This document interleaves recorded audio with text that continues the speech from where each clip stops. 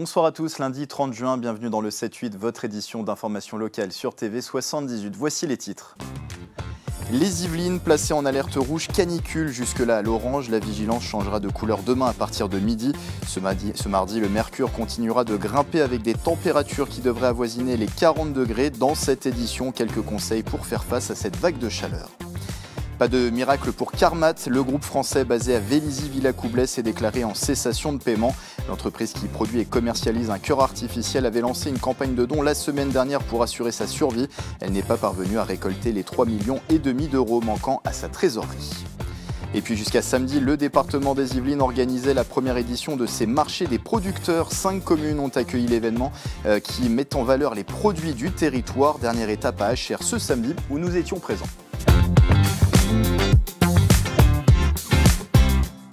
Météo France l'a annoncé cet après-midi, la vigilance météo passe au rouge, de l'orange au rouge demain dans les Yvelines. En tout, ce sont 16 départements, dont tous ceux de l'Île-de-France qui sont concernés par ce changement. Le mercure va continuer de grimper demain. La journée de mardi s'annonce comme la plus chaude de la semaine, avec des températures avoisinant les 40 degrés.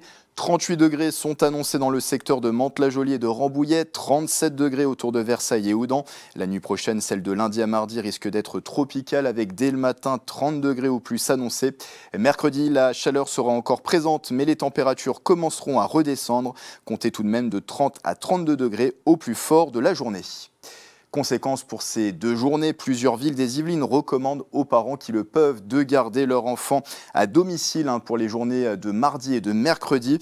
Et à l'heure où nous enregistrons ce journal, le préfet des Yvelines n'a pas pris encore de mesures concernant une possible fermeture des écoles pour la journée de demain mardi.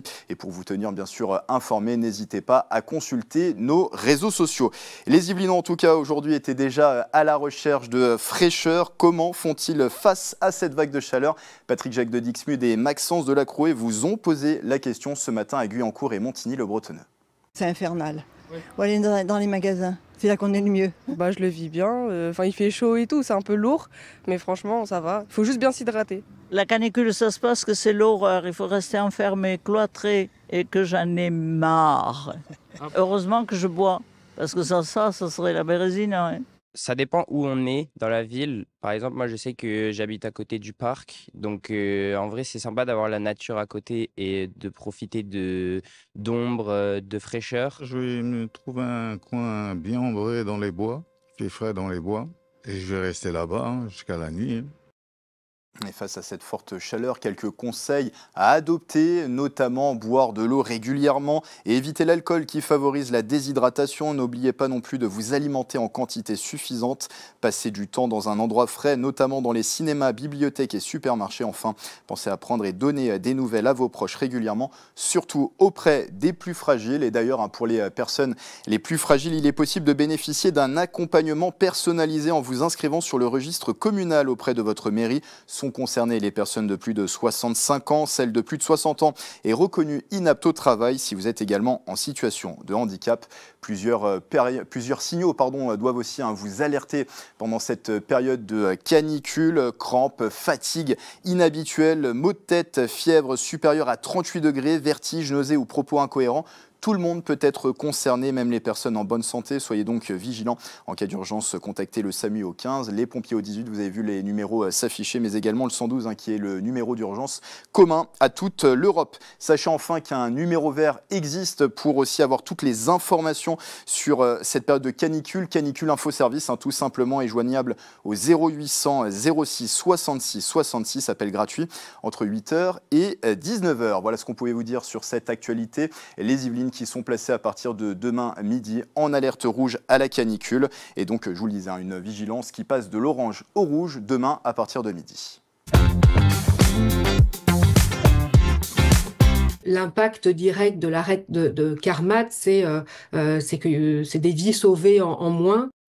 La sonnette d'alarme a été tirée il y a une semaine. L'entreprise Carmat, qui produit et commercialise un cœur artificiel, était à la recherche de plus de 3 millions d'euros pour assurer sa survie et poursuivre ses activités. Une campagne de dons avait même été lancée par le groupe basé à Vélizy-Villacoublay, dont l'usine de production est localisée à Bois d'Arcy. Mais l'objectif n'a pas été atteint. Et ce matin, dans un communiqué de presse, l'entreprise a annoncé avoir effectué une déclaration de cessation de paiement et sollicité l'ouverture d'une procédure de redressement judiciaire auprès du tribunal des affaires économiques de Versailles. La société a confirmé également la suspension de son cours en bourse. Dans le communiqué, Carmat estime que l'ouverture d'une procédure de redressement judiciaire constitue le cadre le plus approprié pour faciliter une éventuelle poursuite de ses activités.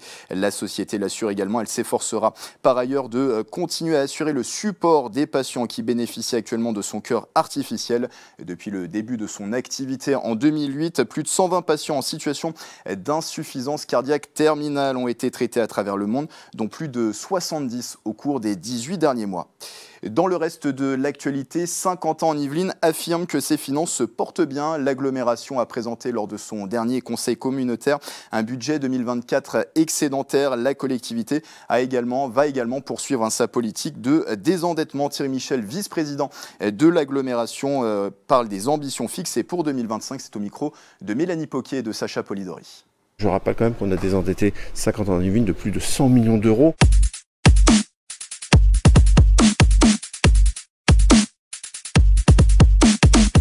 Effectivement, bon, c'est toujours agréable lorsqu'on présente un bilan de l'année précédente de constater qu'on a eu une belle réussite. Bon, c'est un ensemble de données, je ne vais pas rentrer dans le détail, mais effectivement ce sont nos recettes qui sont toujours satisfaisantes. Et puis on est vigilant dans ces époques effectivement de contexte économique un peu tendu.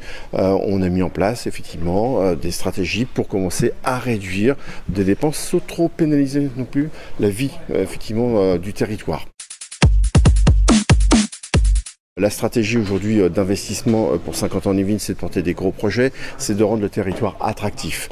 On l'a pu le voir effectivement sur un certain nombre de projets que j'ai présentés, mais qui avaient été déjà évoqués par notre président dans le cadre du rapport d'activité. On a des pièces maîtresses qui sont arrivées effectivement sur cet exercice 2024, mais qui avait déjà commencé en 2023. On a multiplié par 2 notre capacité d'investissement avec une force pour Saint-Quentin-en-Yvelines, c'est le réseau de partenaires qu'on a, et ça nous permet d'aller chercher effectivement des financements.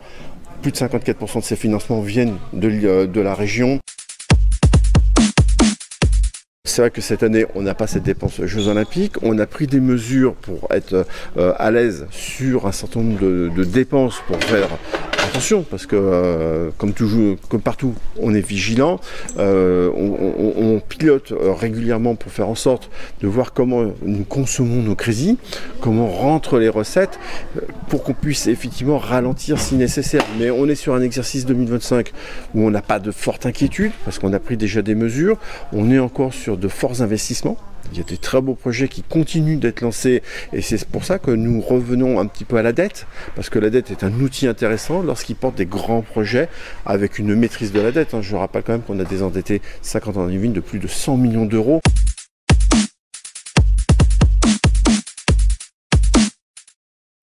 Jusqu'au 28 juin, le département des Yvelines organisait la première édition de son opération Marché des producteurs. Au total, 5 communes ont accueilli des animations, des marchés ouverts à tous. Samedi dernier à Achères, une vingtaine de producteurs et d'artisans locaux étaient présents pour cette dernière date de l'opération. Un reportage de Clara de Frutos. Ce samedi, les Achérois et Achéroises ont eu la surprise de voir de nouveaux commerçants sur leur marché. Je trouve ça très sympa. Voilà, je suis contente de voir une animation à Achères, c'est très agréable. Franchement, c'est top. Les animations qui sont proposées par le département des Yvelines sont géniales. Il y a des stands avec beaucoup de choses à proposer, beaucoup de stands de maquillage, génial. Savon, miel, fruits et légumes de saison, cookies ou même du champagne. Tous ces producteurs et artisans ont un point commun, celui de produire dans les Yvelines. Ce savon s'appelle le mérovingien, parce que Poissy était la capitale des Mérovingiens. C'est un savon que je fabrique avec les déchets de bière de Romain à Respect, brasseur à Achères. Moi, je les retravaille, donc je filtre, je retire le gaz, je retire l'alcool et je les transforme en savon. Tout comme Nathalie, ils étaient une vingtaine ce jour-là à présenter leurs produits. En parallèle, des animations étaient également proposées aux visiteurs, comme ce vélo smoothie ou encore cette borne photo. Organisée par le département des Yvelines, dans le cadre de la première édition de l'opération Yvelines Marché des producteurs, cette initiative avait 3 ambitions: valoriser les produits locaux, les artisans du territoire et le circuit court. Oui, le bilan global est très bon. Alors les retours sur le terrain quand on va sur les marchés sont excellents, à la fois de la part du public et des exposants.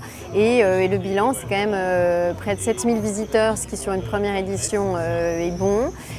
120 exposants, dont certains sont venus plusieurs fois. Le département souhaite réitérer l'initiative. Une seconde édition est déjà en discussion.